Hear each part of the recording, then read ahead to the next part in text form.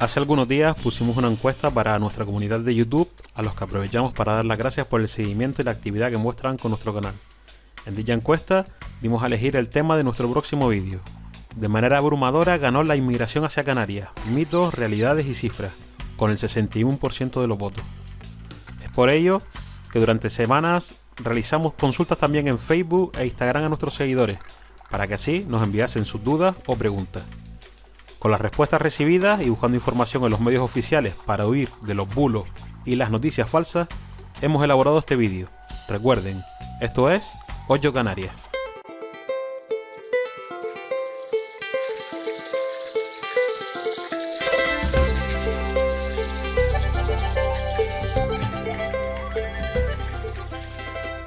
Las migraciones de personas a lo largo de la historia se han producido de manera constante y no es algo que sea nuevo.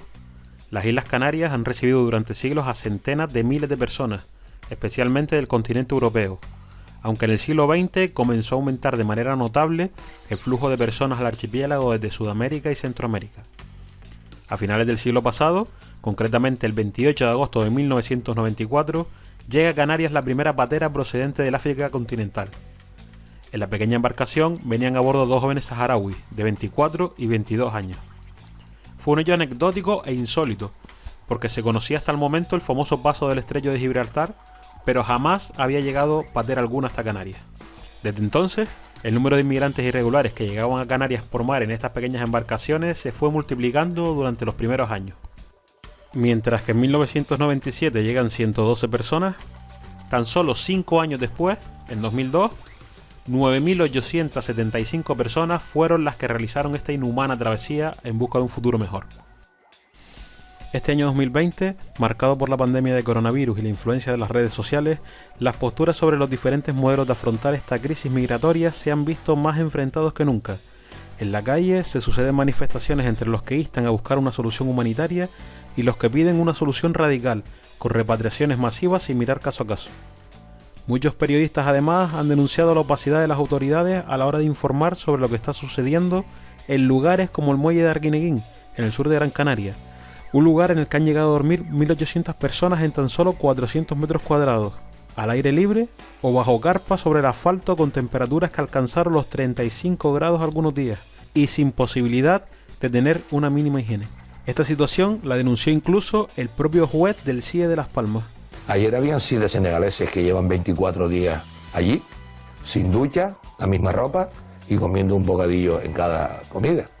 Pero para continuar con cuestiones concretas, mejor vayamos respondiendo a las preguntas que muchos de ustedes nos enviaron a través de las redes sociales de Ocho Canarias.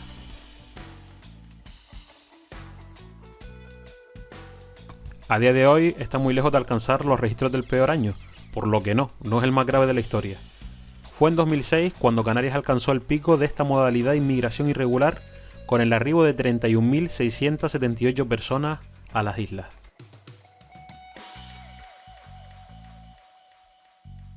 Según la RAE en su primera sección, un inmigrante es una persona que llega a un país extranjero para radicarse en él.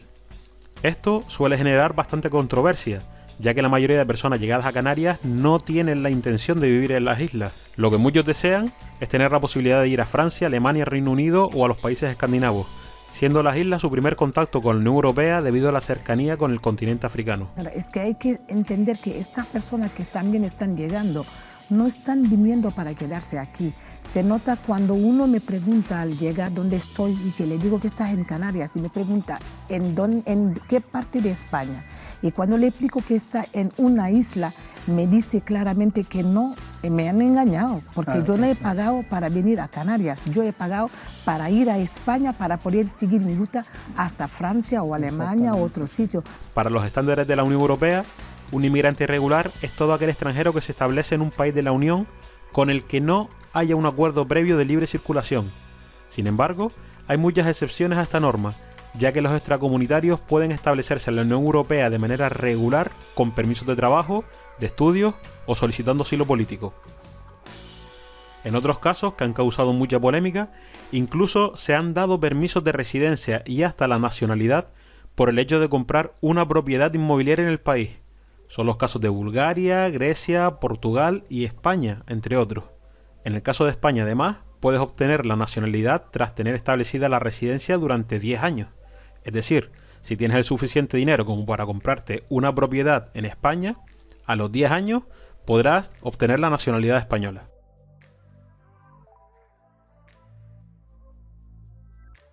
Investigando estas supuestas pagas o ayudas que indican mucha gente por las redes sociales, no encontramos absolutamente nada, excepto en el caso de los asiliados por razones políticas. En Canarias en 2019 se recibieron unas 3.000 solicitudes, la mayoría procedentes de países latinoamericanos.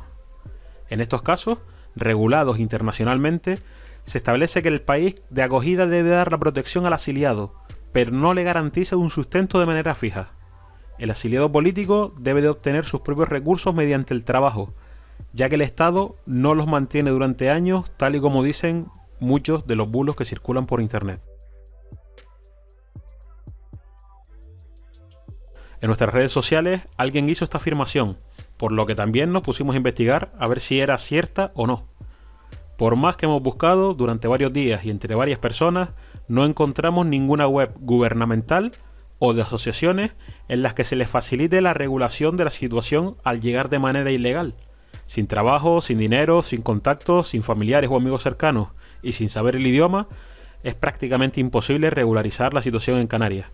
Solamente en algunos de los casos anteriores, un inmigrante irregular podría tener alguna oportunidad, por ejemplo, con un contrato de trabajo en el que el empresario solicite a una persona determinada o teniendo ya familia en Canarias para tratar de optar a la reagrupación familiar, algo que rara vez ocurre, ya que solo se da o suele darse en casos de menores de edad.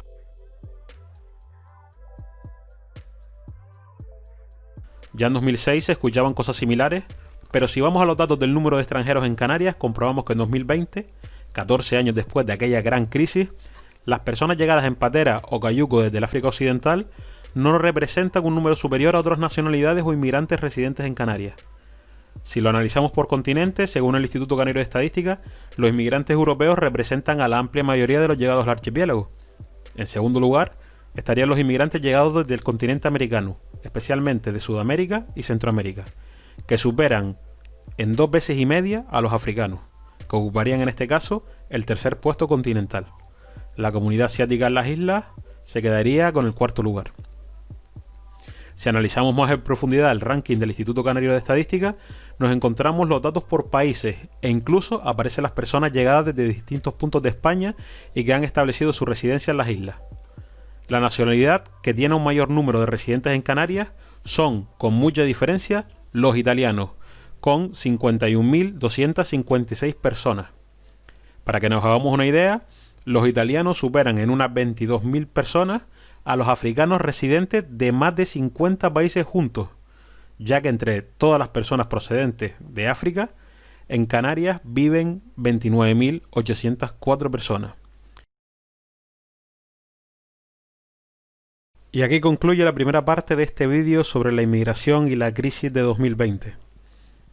En los próximos días subiremos la segunda parte con algunas de las preguntas y planteamientos que nos han realizado a través de nuestras redes sociales. No se lo pierdan, tenemos muchos más datos que darles y mucha más información que hacerles llegar. Les esperamos.